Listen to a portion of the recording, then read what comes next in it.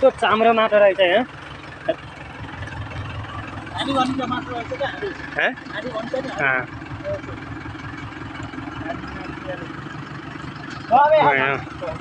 त्यो चाम्रो माटोमा खसिरह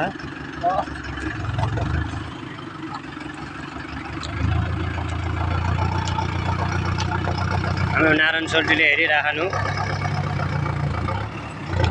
निस्किन गाह्रो मानेछ तर निस्किन्छ के गर्छ थाहा छैन खनाउन पनि पर्न सक्छ हैन खनाउन पनि पर्न सक्छ के अङ्कल उस्तै पारा नि खनाउनै पर्छ के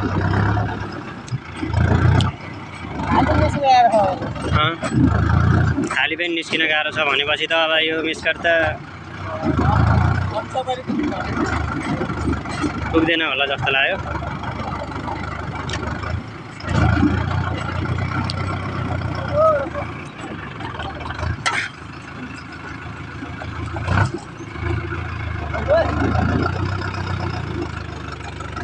प्रयास जारी छ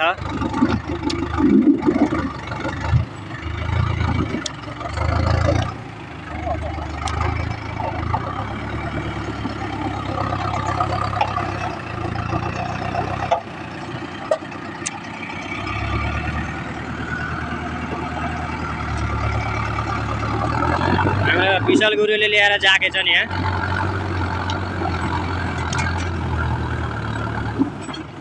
गाह्रो छ हो गाह्रो छ काम गरेर खान नि यार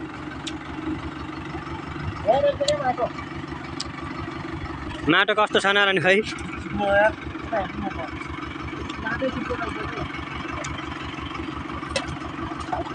बेलचामा नि आएन माटो अनि उबाट आउँदा